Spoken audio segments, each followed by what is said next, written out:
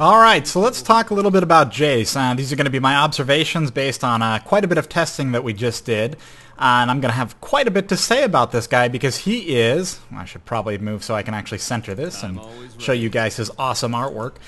He is a very complex champion. This guy is high skill cap. This guy is Lee Sin and Nidalee combined. Actually... maybe overstating that because especially Lee Sin, well, and Nidalee too, they are both very, very high skill cap on their own. But this guy is definitely in league with them. This guy is going to have a lot of potential combos. I've already found out, a few of the really cool ones you can pull off. But of course, you can chain his abilities together however you like. This guy, if you want to learn a champion that will let you pull off amazing things, this guy is it. And that will last right up until the pros start doing really well with him, and then he gets nerfed. We'll see. Not going to really speak to his power level in relation to other champions right now, his effectiveness in team fights, but I will speak to his effectiveness, his combos, and what he can pull off as a champion, what makes him awesome. So the very first thing, and obviously the mechanics, that's what we really want to get into here. So the first thing, let's look at the ultimate. So it's not really an ultimate, though you do get higher ranks in this. You do get them at the standard level, 6, 11, yeah, 16. That's right. Anyway, transform Mercury Cannon. So you see this guy's got a hammer. Now you guys all probably already know about this, but instantly transform. The only reason I'm showing it to you right here is because I am going to use it to run to lane faster since I got this first rank for free.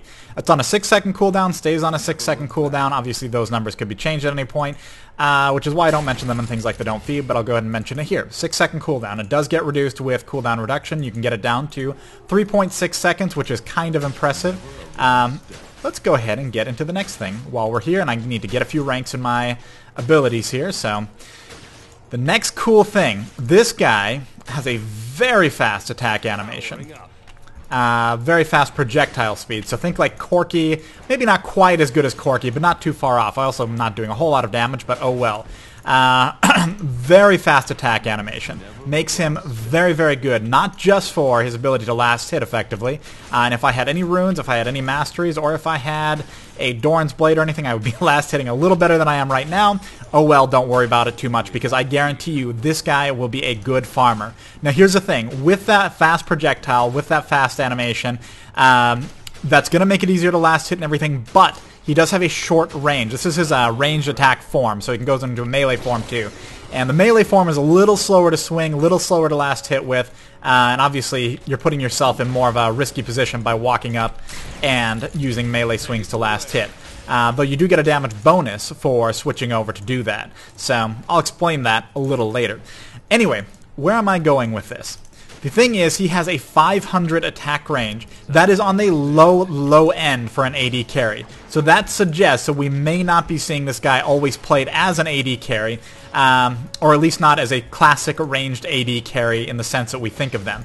That doesn't mean that he's not going to be good in that role, and the cool thing about him having this range thing is that in a pinch, unlike a lot of melee champions or a lot of other champions that aren't AD or AP carries, he does not need to stay right in the middle of a fight. He can stay at the edge if he's underfarmed, underleveled, anything like that, and he can actually just get his attacks off in this sense. And he's got some good poke as well. So while we're on that subject, looks like I'm level 4, so I can actually get ranks in my abilities here. And let's go ahead and look at some of them. So, the first thing is his passive. Gain 40 movement speed for 1.25 seconds and ignore unit collision each time you cast your ultimate, your transform. So I call it an ultimate. Really, it's kind of not an ultimate, but you get what I'm saying here. So I can walk right through minions. Very, very helpful, and it'll be very helpful for some of the combos I'm about to show you guys. Able to walk through the minions, that's cool, and get that movement speed. Now let's look at his movement speed potential, because he does have it. Not only there, drop this down. This is a gate, and I'll talk about it in just a second. Running through that increases my movement speed in conjunction with, when I use my ultimate to transform, I go even faster. So he does get a pretty solid movement speed bonus. That's going to be good. Again, combining that with his ability to do very, very quick attacks, it gives him some kiting potential, especially if you have something like a Phage, Frozen Mallet, that kind of thing. So not guaranteed that's going to be the best items to go for, depending on how you're playing him, but those are things to keep in mind, as he is going to really have that kiting potential. Okay, so now we've been on the subject of kiting potential, and that actually comes to one more thing. Now, not just for kiting, but just general motion. Something that is very important is abilities that interrupt or do not interrupt your movement.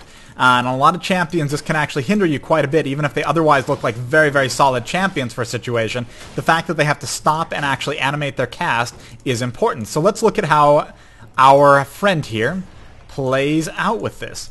Main thing, ultimate. No, transforming to melee and range does not interrupt your movement in any way. That's a good thing.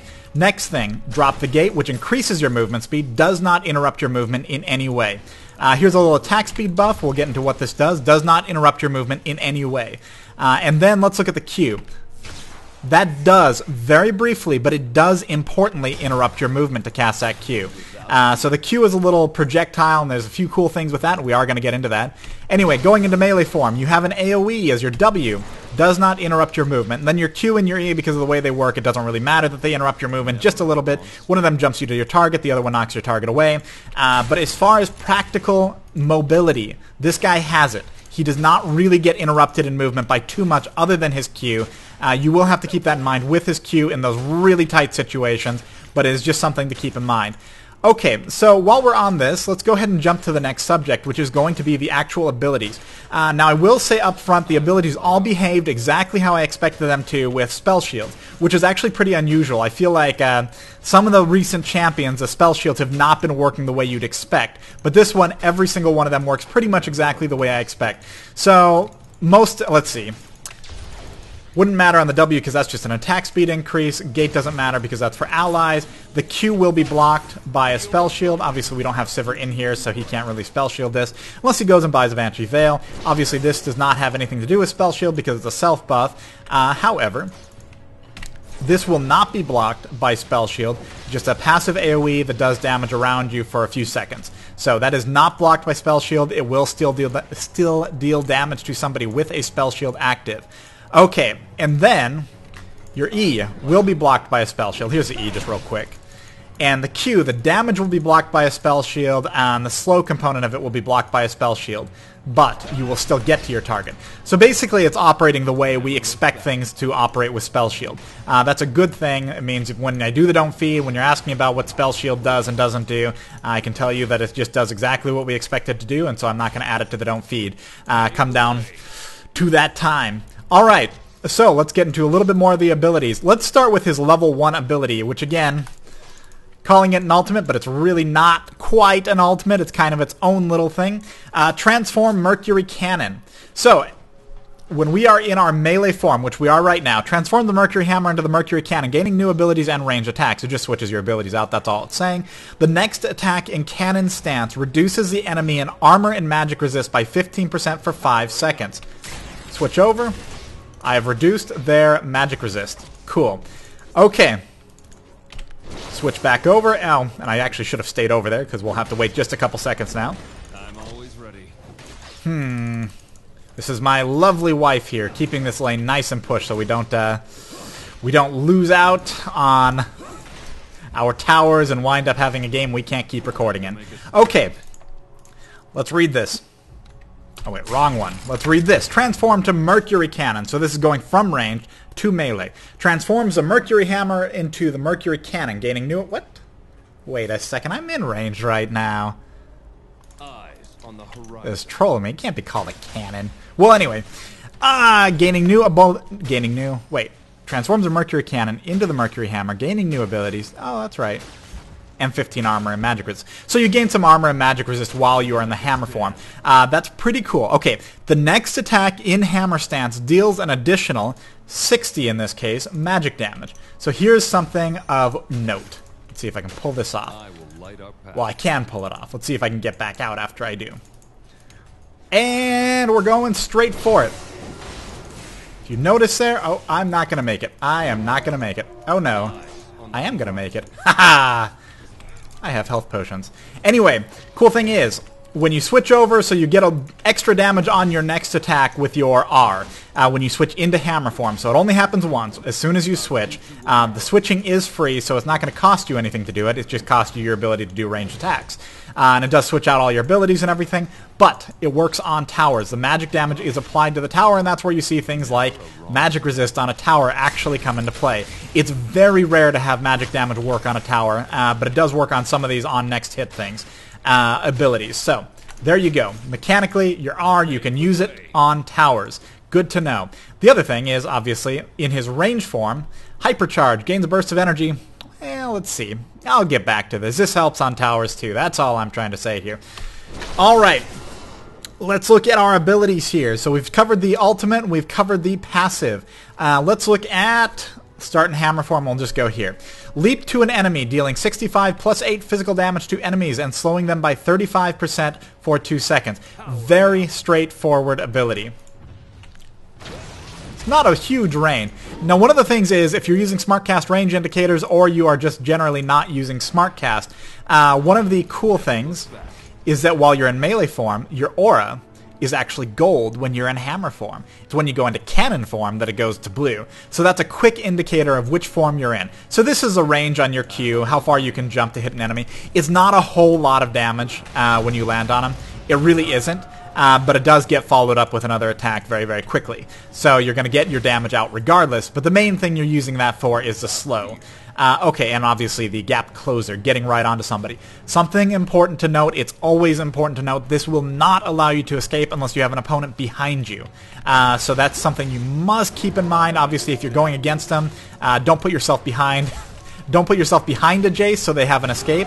But Jayce is, in this sense, with this particular ability, he has to go into a fight with this ability, but he can't leave a fight with this ability. But again, he is a highly mobile champion, not to the degree that like Lee Sin is, but he's still a very mobile champion. So he's not totally screwed just by going into a fight with this. Okay, so his Q, very straightforward, does some damage, scales with physical attack damage, all that fun stuff. Let's go on to his lightning field. Very, very simple. Deals magic damage around him. Now, the thing I noticed about this has a 1-to-1 ability power ratio. It is his only ability with an ability power ratio, but it's a strong ability power ratio. So 1-to-1, and I don't have any ability power. In fact, I don't have any items at all right now other than boots.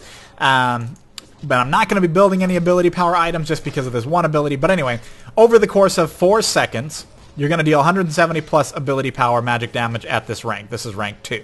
So, oh, and you gain mana per attack while you're in hammer stance, and that's a totally passive ability. So in hammer stance, when you're doing normal attacks, you're going to get some mana back. That's cool, but it probably won't do too much for you in lane. Also, my wife doesn't realize this, but she is running right down the tower. Oh no, everything's going to go to hell. She has turned around, and she's not... oh, she's going to make it. That's amazing. Okay. And, yep. All right, we are on to E, Thundering Blow. Hammer Stance Thundering Blow deals 160 plus 8. Not very much bonus from attack damage. Plus 20%. This is a rank 5. 20% of the enemy's maximum health as magic damage and knocks him back a short distance. 600 magic or maximum damage against monsters. This is a very significant ability. Not only is this a knockback, this is a knockback which deals a huge chunk of the enemy's health as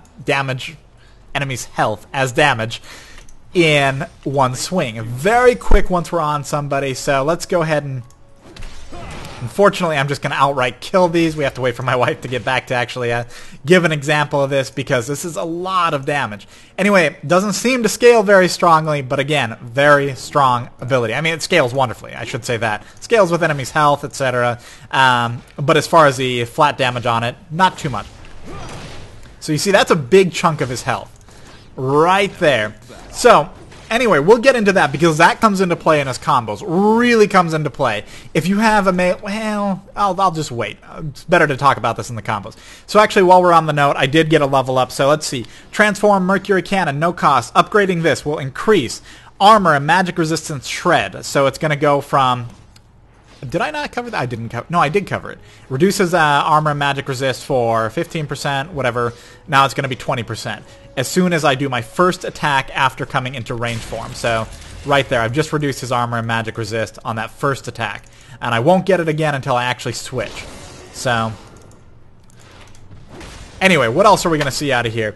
Bonus damage on the next attack with this. So it was 60, now it'd be 100. So it's a pretty significant gain on the bonus damage for that next auto attack switching into hammer stance.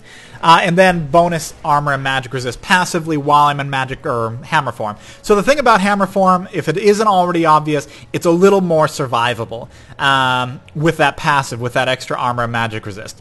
So let's get into his abilities, his QWE for ranged. Alright, we are back. So let's go ahead and look at his ranged abilities, his Q, W, and E abilities. So the first thing we want to look at it is Q. Shock Blast fires an orb of electricity that detonates upon hitting an enemy or reaching the end of its path, dealing 115 plus 11 physical damage to all enemies in the area of explosion. Okay, let's just fire this off. Not a terribly long range. Obviously, it just got stopped there by a minion, but it really doesn't go much further than that. In fact, I can do another one at max range and... So you went a little past that minion. Not a huge range. Not a bad range either. But there you go. That's what it is. Fires an orb of electricity and scales on physical damage. Deals physical damage. Again, another ability. Very few. I think it's only just that one that actually deals damage. Only his W in hammer form deals magic damage that scales on ability power. So there you go. I think we're done with that ability already. Hypercharge gains a burst of increasing attack speed to maximum. Oh wait, gains a burst of energy, increasing attack speed to maximum for 3 attacks. These attacks deal 100% damage. Now, as you rank this up, they deal more and more damage. So 100% is where this is right now. I think it starts at like 70%, and it's going to go a little higher than that, or 75, and then goes to 85. I don't remember exactly. Maybe 70, 85, 100, and then 150, 130. I have no idea. Anyway, very simple ability. Right now, it deals exactly the same. My attacks deal exactly as much damage as they normally will. But I'm going to go from 0.921 attack speed to suddenly 2.5 attack speed. 1, 2, 3, fire! Very, very quick shots. I don't know if you quite caught that, but very, very quick shots. Unfortunately, they do deal quite a bit of damage after you get 3 ranks. It does full damage, and it's going to probably deal more damage, I'm assuming, and I haven't actually looked. Maybe next time we get a level up, I can actually look at that. But yeah, there you go. So all that does is increase your attack speed, but that's actually a pretty significant steroid. It only works for 3 attacks. Again, pretty significant nonetheless. It's not something you want to ignore when you're pushing a tower or anything like that. It's going to work just fine for that. So, acceleration gate. Now, we've talked a little bit about this, but now I'm going to talk a lot about this. Kind of. Maybe not. I'll talk a little bit about this. It comes into play so much in your combo options. So, acceleration gate. Deploys an acceleration gate for 4 seconds, increasing the movement speed of all allies who pass through it by 50% for 3 seconds. This bonus fades over the duration, which is kind of a new thing they've been doing with more and more abilities. Since Shyvana's earliest, I remember, though there's probably some that are earlier than that. But basically a fading movement speed or a fading attack speed buff or debuff. Fading movement speed actually is the more common one that I've seen. In fact, I don't remember the fading attack speed if there are any. So let's just pretend I'm only talking about movement speed here. Anyway, acceleration gate. Very simple. Walk through it. We've already seen it. Makes me go faster. That's a great thing. I can keep walking through it. Got it twice right there. My allies can use it, so you have to keep an eye on how can you save an ally who's trying to escape. How can you do that? It really doesn't do anything just dropping it onto an enemy. So it's really something you want to use defensively, or not defensively. You know what I mean. You're not going to drop it on an enemy and hope that you do something to screw over the enemy with it. It's just not going to do you any good, and you're going to look like an idiot doing it, but heavens knows we will all do it at some point. So, here we go. E. That's the first part. Makes me go fast. We like that. Second part. If Shock Blast is fired through the gate, the missile speed and range will be increased, and its damage will be increased by 40%. So your Q suddenly becomes an EQ combo. Pretty simple one, actually. Brought all those down really low, and you'll see that a little higher rank or a little higher damage, etc., you can actually just blast out most of these back minions, caster minions. You've got a large wave. You're going to get almost everything pretty low just in one shot. So the range difference quite a bit bigger. Let's see if I can... Okay.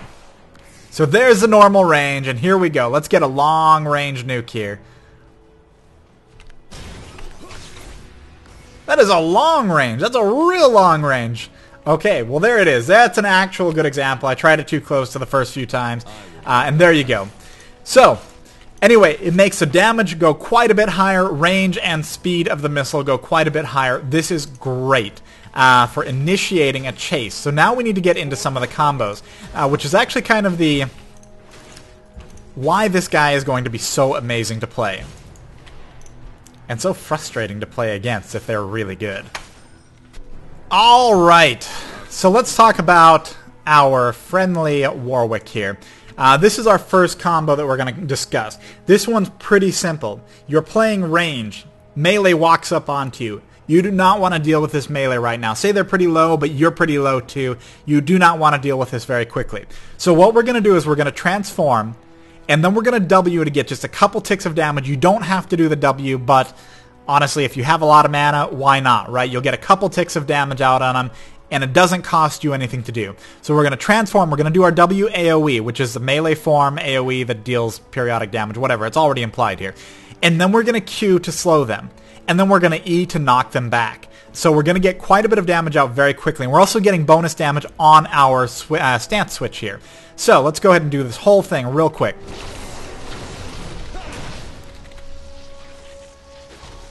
And he walked back. But it took him a little bit to get back. Quite a bit of damage. Alright. So the slow isn't that significant. The damage from W isn't that significant. No big deal on whether you use them. If you really just need something quick, R and then E is going to work just fine. So R and then knockback once you're in hammer form and then start running away. It's not going to be wonderful, but this is going to be really good if you're trying to play at a range, or just if somebody gets in and you need to interrupt them, say a Katarina or anything like that. Or if somebody's got gap closers, they're coming into you, you just want them off you right now. Also, let's go into our next combo. Alright, so I've gotten a little bit of cooldown reduction. We're going to talk a little bit about this next combo. So it's essentially the same thing. I switch into hammer form, which I've already done. So let's go back here, and then we can do the whole thing. Switch into hammer form, get that little bit of damage off. And then as soon as I can, I'm going to start running away from this evil Warwick. We don't want them to catch up to us. Already a fast champion. I don't want to have to deal with this. So we're going to start running away, and then I'm going to switch back into caster form, drop my speed gate, potentially get a Q off. But again, the Q is going to cost me some movement speed. And then we're going to go ahead and worry about W to kill them, or just keep kiting or whatever. It doesn't really matter what we do at this point, and it's going to be situational. But this is an example of what you could potentially pull off. If I fumble it up, no worries. You'll see what a pro player could potentially do better than me in that case. Alright, here's what we are going to do. Let's go ahead and start this. And we're going to go ahead and start running away. Accelerate. I missed, but that's okay. And I actually could just finish him off at this point. There's no reason really for me to have kited that long other than to give you an example of what could be done. So there you go. There's our very simple explanation of something cool you could do. Now our next combo is going to be something that will remind you a little bit of Lee Sin. And that's going to be pretty cool. So let's go ahead and pause this again for a moment while my wife comes back to life. Alright. So this next thing we're going to do is a little bit like Lee Sin. Pretty simple here. All we're going to be doing is we're going to be switching from our range stance. Let's go ahead and get in the range stance first. We're going to be switching from our range stance into our melee stance. And then we're going to Q onto the target, and then we're going to E them back. Now here's the thing. What makes this good is for a very brief time, and it's not always going to be true that you're actually going to get this benefit depending on how long it takes you to Q to the target. But you do get this brief unit collision ignore. So when you get onto the target, you can actually walk through them and then knock them back to your imaginary team. So let's go ahead and look at this just real quick without any movement. And then we knock them back. So we can do this from quite a distance. Let's go ahead and start running. And let's go ahead and wait just a couple seconds. Give a little bit more of a lead. And boom! Right into the imaginary team. Oh, we have destroyed them. Alright, so the reason we started in our caster stance here and we didn't just do this from melee, the unit collision was part of it, but the other thing we can do here is actually catch up to somebody who's a pretty significant distance away from us. So go ahead and start running. And we're going to drop our gate, and then...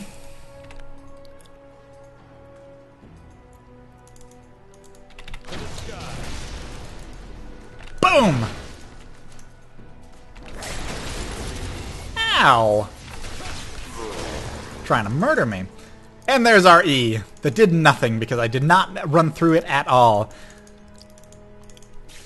So yeah, that's the other combo that you can pull off as far as getting someone back towards your team. It's going to be something that you'll see pro players do in amazing ways at some point in the future. Alright, and the final thing we're going to show is just some of his chasing potential here. So I'm going to go ahead and chase Inera all the way back to base, but probably kill them a lot sooner. And let's go. I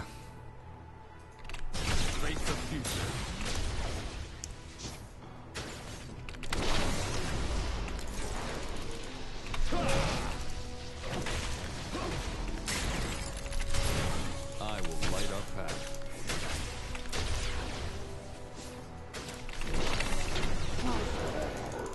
So I missed a little bit of a Q there on my range stance, but not a big deal. It still shows the potential here.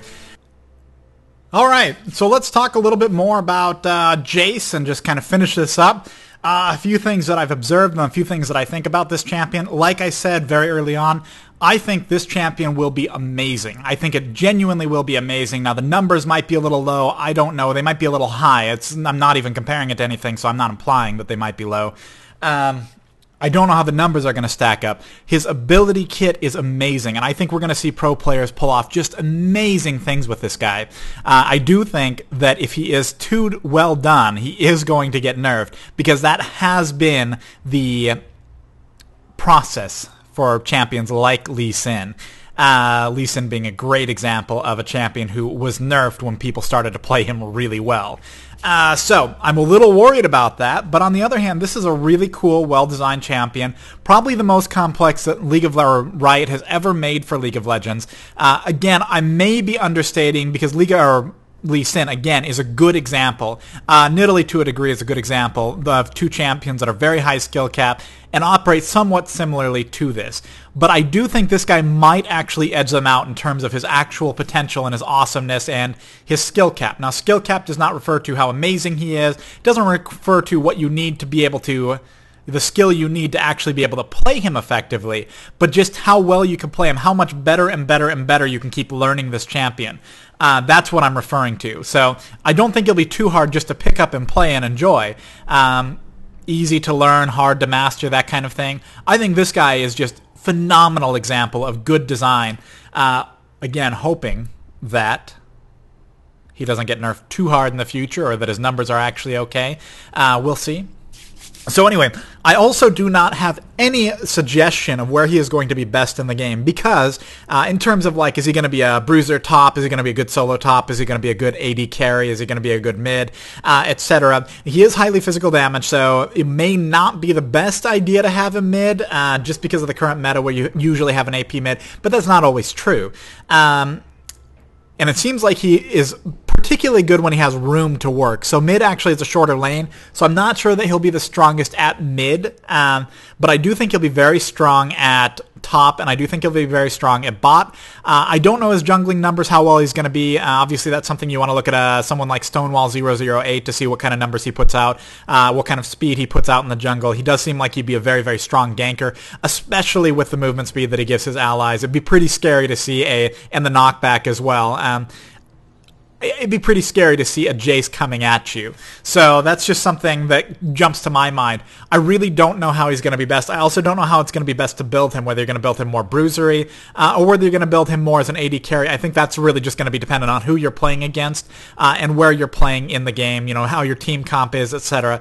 Obviously, there's a lot of flexibility in how you could build him. He would be a pretty good bruiser. He would be a pretty good AD carry.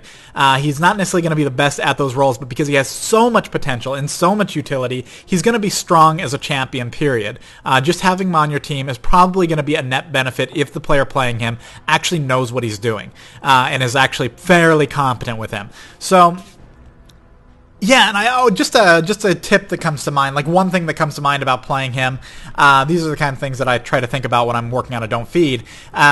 One of the things is, like, if you want to be doing range damage, etc., or you want to do melee damage, one thing is when you're not in combat, you're probably going to want to be in the other stance, just so you get that bonus. As soon as you, like, if I'm melee and I want to go and do range damage right away, I want to actually switch stances and get this little brief bonus of movement speed, etc., when I do my first thing. So I want to sit in the stance I'm not using until I need to use the stance, and then switch over, because you do get that brief bonus by doing that. So that's just something that jumps to mind.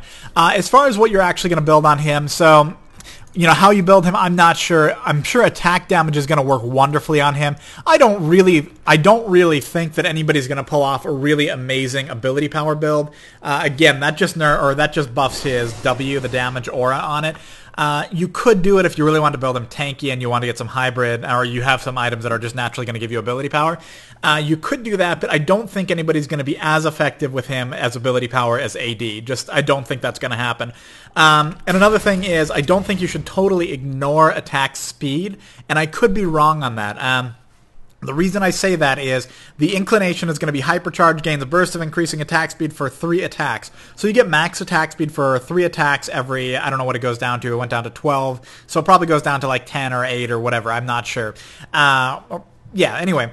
So it probably gets to a pretty low cooldown, and you get 3 attacks at max attack speed, but that doesn't mean that you shouldn't have bonus attack speed. And I'm not sure whether it's going to be better to build, like, say, cooldown reduction so you can switch stances and use abilities more quickly, because that does clearly have a big impact on him. So some combination of attack damage plus cooldown reduction, things like Brutalizer, something like you'd see on Urgot, where Urgot really benefits from having that cooldown reduction because it gets that extra shot of his Q out. That's kind of the same thing you're looking at with Jayce, although it's not as explicit as the Q on Urgot. My leaning would be, when I first play him, when I'm first going to try out, probably is going to be a combination of attack damage and cooldown reduction, just because I do see that being pretty serious. Mana has not been a serious issue on this guy. Yeah, in all the testing we've been doing, a lot of bursts, a lot of everything, mana hasn't actually come into play. I don't really see him like being a champion who just flat runs out of mana very, very quickly in a fight. I do see the benefit to this champion that I'm pretty happy about. Oh, one other thing that I didn't mention in the abilities here. The R and... well, I can't do it easily until I wait on this cooldown. When you're between forms, the cooldowns aren't shared between forms. The cooldowns are totally separate between forms. So you use a cooldown here, and oh well, not a big deal, because they're all going to be up on your melee form. So you can use all of your abilities, no problem, provided you have an opportunity to use all your abilities. I do think this champion's going to be pretty strong. I do think that he's going to be shut down by CC, and I think a lot of players are going to try to play him with more damage and less survivability, and I think he's just going to be really strong. If you just get a little bit of survivability on him, at the very least get some, I think that's where he's really just going to shine, because then he's going to be able to use his full melee toolset safely. And I also think this guy is going to be very strong in a 1v1, just extraordinarily strong, just because of his options. He also has the option to escape. It's not as strong of an escape as Lee Sin, but it's still pretty strong. It's not as strong of an escape as, like, Jax, who can jump to allied targets, but it's still pretty good. So, yeah, I don't know. I expect he's going to be a great champion. I really am excited about him. I was not as excited about Draven. With Draven, I was worried about that minigame, and I thought that minigame was kind of a extra mechanic, which wasn't very well implemented. And I still feel that way. But with Jayce, I'm actually excited about him, and I'm scared because of how much I'm going to have to learn to play this guy effectively. But I do think that, again, I think this is an awesome champion. I think for a 100th champion, who cares what people say? Like, I don't know. I read a lot of the forums of people saying, like, oh, he's another human champion. Like, I don't give a poop about that. Who cares, right? It looks like an awesome champion. That's what matters. The skin, if you didn't already see the skin video, I've got that up. The skin video for his other skin. That's also fantastic. Totally different than this skin. Full Metal Jayce. So I hope you guys have a good day. Thank you for watching. I hope you guys enjoyed this. And I think I covered most of it. If I missed stuff, if I missed combos, if I missed cool stuff you can do, I apologize. Obviously, you want to chain these abilities together in a really smart way. And I just came up with kind of the more obvious ones. But there's going to be all sorts of chains you can pull off in the situations that you're in that are going to make for some of the best plays out there. They really are. You're going to see some amazing stuff out there from this champion over the next year until he's nerfed into the ground. And have a wonderful day, wonderful afternoon, wonderful morning, and I will see you guys with the next champion or on the stream that we do almost every day or on any of the videos we do. So have a wonderful day.